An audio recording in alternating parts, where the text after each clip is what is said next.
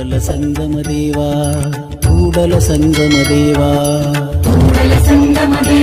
शरणो शरणार्थी। मराठवाड्याची भूमी ही साधू संतांची भूमी म्हणून सुपरिचित आहे। 13व्या शतकापासून 20व्या शतकापर्यंत समाजासमोर वेगवेगळा आदर्श प्रस्थापित केलेल्या संतांची एक अखंडित परंपरा या मराठवाड्याला लाभलेली आहे। 20व्या शतकाचा उत्तरार्ध आणि 21व्या शतकाचा पूर्वार्ध या काळात डॉक्टर शिवलिंग शिवाचार्य महाराज अहमदपूरकरांनी समाजासमोर एक उच्च असा आदर्श प्रस्थापित केला। महाराजांचा जन्म दिनांक 25 फेब्रुवारी 1917 रोजी लातूर जिल्ह्यातील अहमदपूर येथे प्रयागबाई व विश्वनाथ स्वामी या दाम्पत्याच्या पोटी झाला। त्यांच्या घराण्यात विरक्त मठाची परंपरा ही पूर्वापार चालत आलेली होती। 1932 साली महाराज संन्यास दीक्षा स्वीकारून त्या मठाचे उत्तराधिकारी बनले। मठाधिपती बनल्यानंतर धार्मिक कर्मकांडात गुंतून न राहता किंवा पूजेचे सोहळे स्वीकारत न बसता त्यांनी शिक्षणाचं महत्त्व ओळखून प्रचंड प्रतिकूल परिस्थितीशी झुंज देत महाराज त्या काळामध्ये अहमदपूर, बार्शी, सोलापूर आणि पंजाब या ठिकाणी वास्तव्यास राहून त्यांनी शिक्षण घेतले। पंजाब या ठिकाणी वास्तव्यास राहून इसवी सन 1945 साली त्यांनी लाहोर विद्यापीठाची MBBS ची पदवी विशेष प्रावीण्यासह घेतली आणि याच दरम्यान महाराज पंजाब येथील वास्तव्यात गोळवलकर गुरुजी यांच्या समवेत राष्ट्रीय स्वयंसेवक संघात त्यांनी काम केले। यानंतर ते स्वातंत्र्य चळवळीमध्ये सक्रिय झाले। यामुळे महाराजांना 2 वेळा कारावास झाला आणि 1948 साली हिमालयात जाऊन महाराजांनी योग साधना केली। एकांत पत्करून जीवनासंबंधी सखोल आणि सूक्ष्म चिंतन केले आणि आपल्या जीवनाची पुढील वाटचालीची दिशा निश्चित करून 1953 साली आपल्या डोळ्यासमोर एक ध्येय ठेवून ते महाराष्ट्रात आले आणि महाराष्ट्रात परत आल्यानंतर त्यांनी पहिलं उपक्रम हाती घेतले ते म्हणजे दुर्लक्षित राहिलेलं लिंगायत संत साहित्य प्रकाशात आणणं। आणि त्यासाठी महाराज पूर्ण महाराष्ट्रातले जेवढे काही मठ आहेत, जेवढे काही मंदिर आहेत किंवा जेवढे काही म्हणजे असे ऐतिहासिक ठिकाण आहेत, अशा ठिकाणी भटकंती करून त्यांनी लिंगायत संत साहित्याचं संकलन केलं आणि या साहित्याचं संकलन केल्यानंतर केवळ श्रद्धेपोटी किंवा भाबडेपणानं त्या साहित्याचं प्रकाशन न करता अगोदर महाराज स्वतः त्या साहित्याचं सूक्ष्म असं म्हणजे संशोधन केले, जे चिकित्सकपणे त्या साहित्याचं संशोधन केले। यामध्ये मग शांतलिंग स्वामीचं साहित्य असो, मन्मथ स्वामींचं साहित्य असो किंवा बसवलिंग स्वामी, लिंगेश्वर स्वामी किंवा लक्ष्मण महाराज आष्टीकर यांच्या साहित्याचं महाराजांनी संकलन केले। त्या साहित्याचं त्यांनी संशोधन केले आणि संशोधन केल्यानंतर त्या साहित्याचं प्रकाशन करण्यासाठी महाराज जेव्हा प्रकाशकाकडे गेले, कोणतेही प्रकाशक या साहित्याचं प्रकाशन करायला तयार नव्हते, कारण ते फारसं परिचित साहित्य नव्हतं।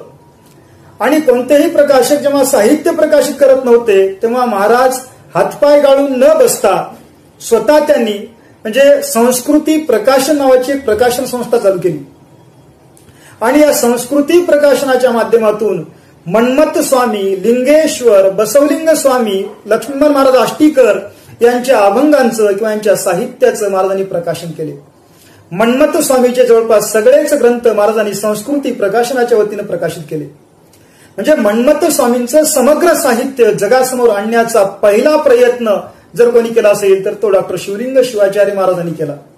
म्हणजे महाराजांच्या या प्रयत्नातून दुर्लक्षित राहिलेलं संत साहित्य हे जगासमोर आलं आणि त्यामुळं अनेक संशोधकांचं लक्ष या लिंगायत संत साहित्याकडे वळलं। अरे त्या काळातले जे संशोधक आहेत त्या संशोधकांना साहित्य पुरवण्याचं काम महाराजांनी केले आणि त्याचबरोबर त्यांना सर्वतोपरी त्यांनी मदत केली किंवा या संशोधकांच्या पाठीशी खंबीरपणे उभं राहून त्यांचं पाठराखण करण्याचं काम त्या काळामध्ये डॉक्टर शिवलिंग शिवाचार्य महाराज अहमदपूरकरांनी केलेलं आहे।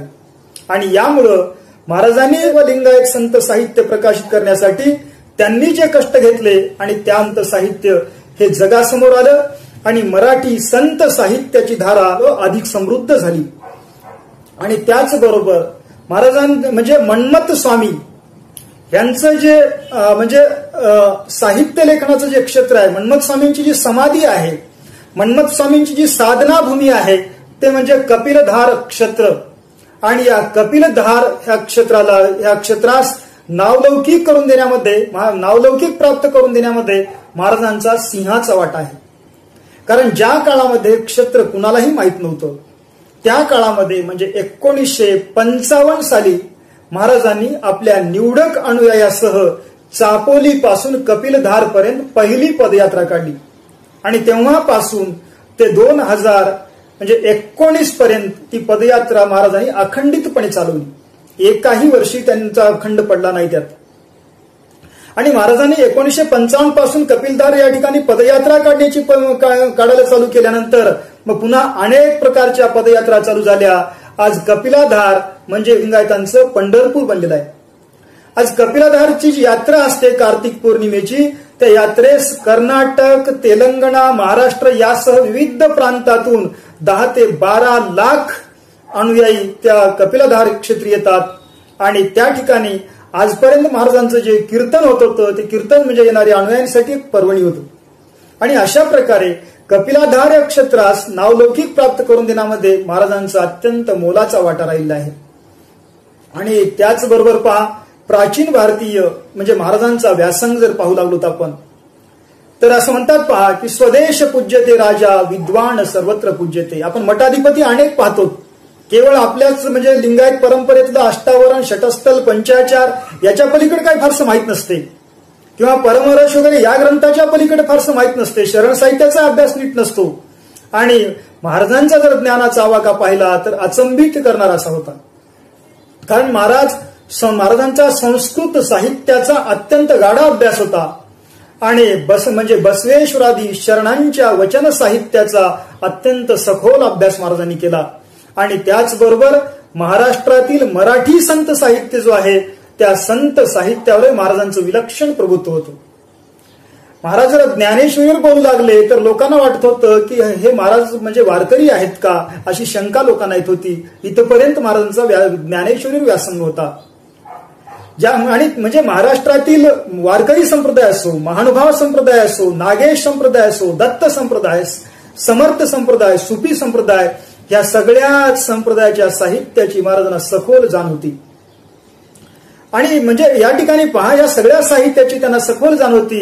म्हणून ज्या ज्या ठिकाणी महाराज आपल्या व्याख्यानासाठी म्हणजे प्रवचनासाठी जात असत त्या त्या ठिकाणी म्हणजे अक्षरशः त्या समोर बसलेल्या श्रोता समुदायास एक प्रकारचं भूल पडत असत.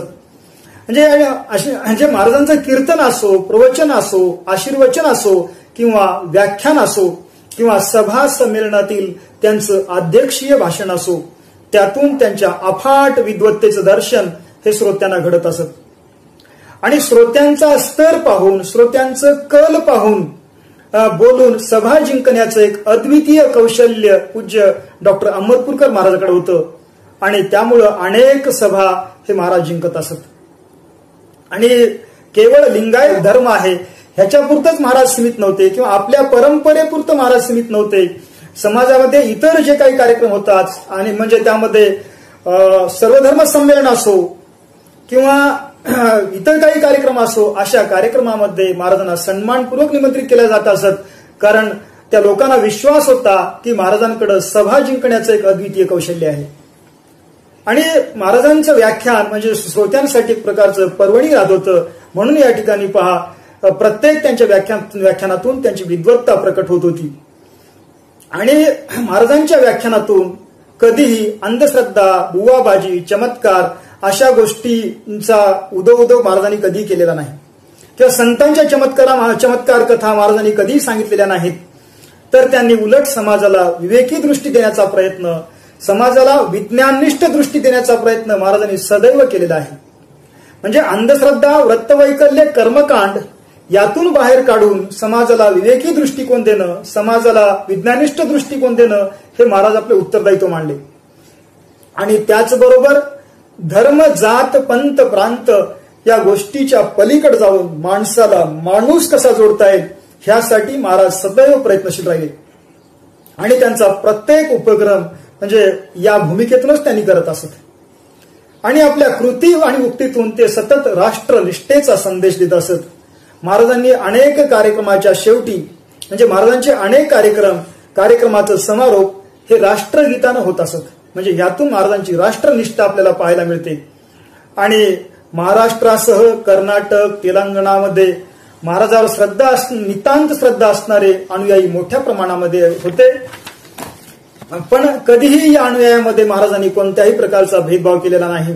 हा आपला शिष्य मोठा, तो शिष्य लहान, म्हणजे अशा प्रकारचा भेदभाव त्यांनी कधी केला नाही. त्यांनी सगळ्यांना आपलं मानले म्हणून समाजातील प्रत्येक घटकामध्ये महाराजाबद्दल एक विलक्षण आत्मीयता होती. आणि महाराज कोणत्याही प्रकारच्या एका विचाराला चिटकून बसण्याचा कधी प्रयत्न केला नाही.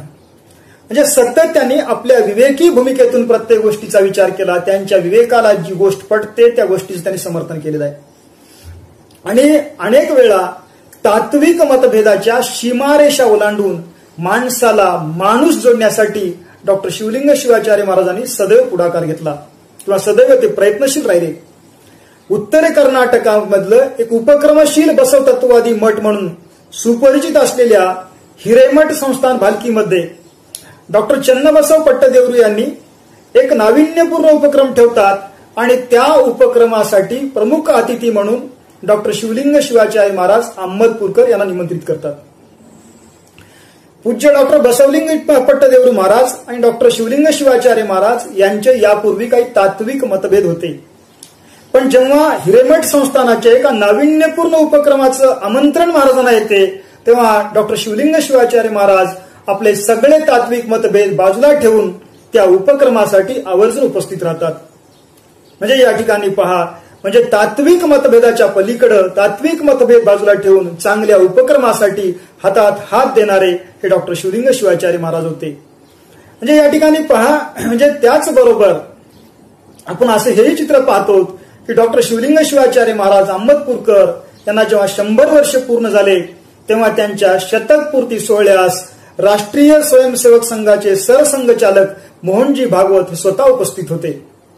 आणि इसवी सन 2016 मध्ये जेव्हा कर्नाटक आणि महाराष्ट्रात लिंगायत स्वतंत्र धर्म मान्यतेसाठी आंदोलन पेटलं तेव्हा महाराज कुणाच्याही विरोधाची पर्वा न करता त्या आंदोलनाचं नेतृत्व केले. आणि आपल्या वयाचा विचार न करता हजार किलोमीटरचा प्रवास करून लाखो लोकांच्या जनसमुदायासमोर भाषण करून त्या आंदोलनाला एक सम्यक दिशा देण्याचा प्रयत्न महाराजांनी केला. आणि या ठिकाणी पहा, महाराजांचं जर जीवन पाहिलं तर महाराजांचं जीवन असं आपल्याला पाहायला मिळते. तुकारामांच्या शब्दात सांगायचं म्हटलं तर उरलो उपकारापुरता.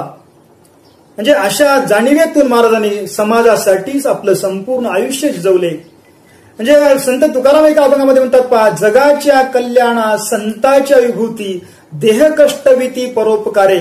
म्हणजे या जाणीवेतून आपलं पूर्ण आयुष्य महाराजांनी या समाजाच्या उत्कर्षासाठी उत्थानासाठी झिजवले. एक विरक्त साधू कसा असावा याचा एक उत्तुंग आदर्श महाराजांनी या जगासमोर ठेवला. आणि त्याचबरोबर पहा, महाराज गरिबापासून श्रीमंतापर्यंत प्रत्येकाची आमंत्रणे तितक्याच आपुलकीने स्वीकारत असत. कार्यक्रम लहान असो मोठा असो महाराज आवर्जून उपस्थित राहत असत. आणि पण कधीच कुणाकडून दक्षिणा स्वीकारल्याचं कुणीही सांगू शकत नाही किंवा म्हणजे अशी गोष्ट ऐकिवातच नाही. किंवा मठाचा विकास करण्यासाठी महाराज कधीच कुणाकडे निधीसाठी हात पसरले नाही. 104 वर्ष वय होऊनही महाराजांची स्मरणशक्ती तितकीच तल्लख होती. बोलण्यातला आवेश तितकाच म्हणजे उत्साहपूर्ण होता. आणि आवाजातला कणखरपणा हा अचंबित करणारा होता. आणि त्याचबरोबर पहा, 104 वर्ष झाले तरी महाराजांना काठीच्या आधाराची गरज पडली नाही. आणि 104 वर्षाचे असताना महाराज दररोज 300-400 किलोमीटरचा प्रवास करून कार्यक्रमास उपस्थित राहत असत. ऐसी कळवळ्याची जाती करी लाभाविन प्रीती या उक्तीप्रमाणे कुणाकडूनही कोणतीही अपेक्षा न करता त्या भक्तांच्या अनुयायांच्या छोट्याशा कार्यक्रमालाही महाराज 400 किलोमीटरचं अंतर पार करून 104व्या वर्षी 104व्या वर्षी ते उपस्थित राहत असत. म्हणजे यातून महाराजांचं आपल्या अनुयायावरचं प्रेम, संप्रदायावरची निष्ठा, समाज उन्नतीची तळमळ या ठिकाणी पाहायला मिळते. आणि अशा प्रकारे म्हणजे महाराजांचं ही कारकीर्द आपल्याला पाहायला मिळते किंवा महाराजांच्या हा जीवनाचा आलेख या ठिकाणी पाहायला मिळतो. आणि 104 वर्षाचे महाराज असताना 400 किलोमीटरचा प्रवास करणार आणि त्या ठिकाणी गेल्यानंतर 1 तास महाराजांनी प्रवचन केल्याचं आपण गेल्या वर्षीपर्यंत पाहिलेलं आहे.